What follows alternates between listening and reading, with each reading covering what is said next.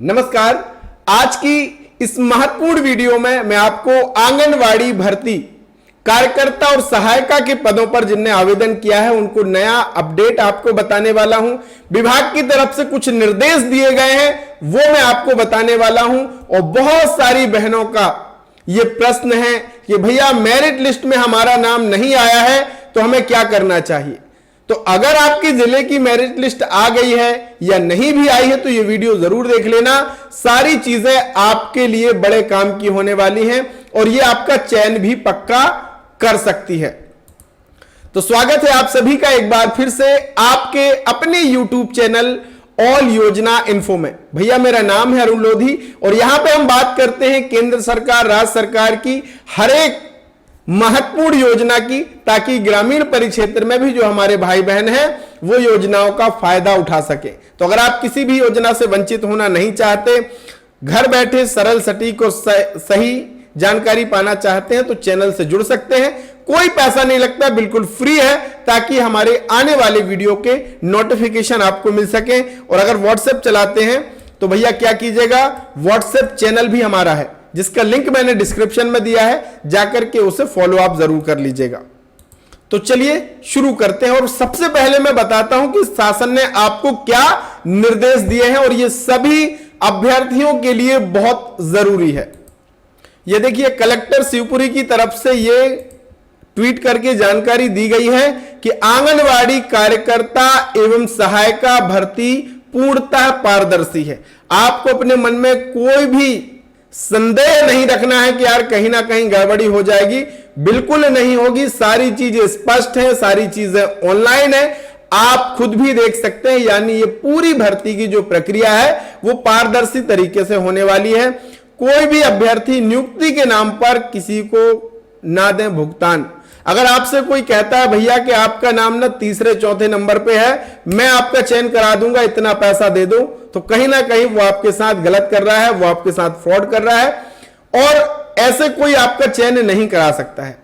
आप जो merit list विभाग की तरफ से जारी की गई है वो आपके दस्तावेजों के और आपके 10-12वीं के परसेंटेजों के आधार पर मेरिट बनाई गई है, उसमें कोई भी छेड़खानी नहीं हो सकती है। अगर कोई कहता है कि मैं आपका चयन कराऊंगा तो बिल्कुल गलत है। तो इसके लिए चयन के नाम पर किसी को भी कोई पैसा आपको नहीं देना है।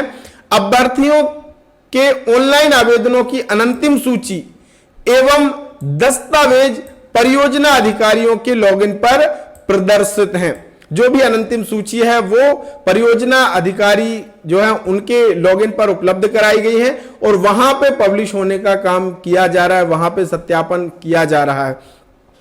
बहुत सारे जिलों की सूची आ चुकी है, जारी हो चुकी है, पब्लिश हो चुकी है और बहुत सारे जिले हैं जिसपे अभी पब्लिश नहीं हुई है। आपके जिले की हुई है या नहीं हुई है जरूर कमेंट में बताना। चलिए अब मैं आपको बताता हूं कि अगर मेरिट लिस्ट में आपका नाम नहीं है तो आपको क्या करना चाहिए। पहली चीज, मेरिट लिस्ट में अगर आपका नाम नहीं है तो आप क्या करें। यह मेरिट लिस्ट आपके जिले आपकी आंगनवाड़ी की जारी हो चुकी है। इसमें अगर आपका नाम नहीं दिख रहा है तो 100% आपका फॉर्म रिजेक्ट हुआ है।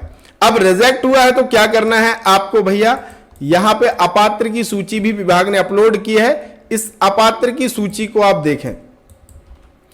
इस अपात्र की सूची को जब आप देखेंगे तो यहां पे पता चलेगा कि भैया आपने क्या गलती करी थी जिसके कारण आपका फॉर्म रिजेक्ट किया गया है।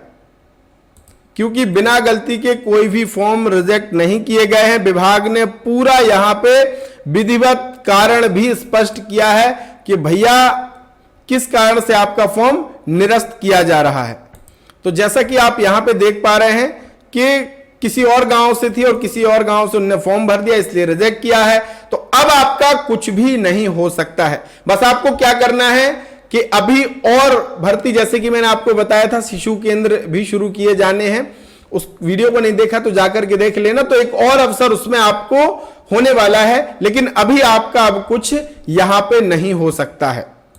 आगे की या किसी और भर्ती के लिए आवेदन करते हैं तो इन चीजों का आपको ध्यान रखना है कि पूरे दिशा निर्देशों को अच्छे से आपको विधिवत रूप से पढ़ना है और सही दस्तावेजों को आपको अपलोड करना है ताकि आपका फॉर्म निरस्त या रिजेक्ट ना हो।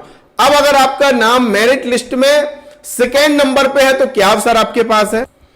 अगर आपका नाम सेकेंड नंबर पे या थर्ड नंबर पे है और अंतर 1-2 अंकों का है तो आप अपने जो मेरिट में अभ्यर्थी है उसकी सारी डिटेल और क्या दस्तावेज उसके चेक कर सकते हैं कि कहीं उसने गलत जानकारी तो नहीं भरी है या उसने कोई गलत दस्तावेज अपलोड करके मेरिट में नाम तो हासिल नहीं किया है। विभाग तो अपनी तरफ से देखिए जांच करके ही मेरिट लिस्ट जारी की है, लेकिन फिर भी आप, जैसे कि मैंने कल बताया था बीपीएल का कुछ, उसके चक्कर में भी आपका हो सकता है कि अगर आपने आपत्ति लगाई और उसका वो दस्तावेज कैंसिल होता है तो आपका नाम आ सकता है। लेकिन ये किसका, दूसरे और तीसरे नंबर तक ही ये है। अगर आप सोचे कि मेरा नाम 8वें 10वें नंबर पे और मेरा चयन हो जाएगा तो संभव नहीं है।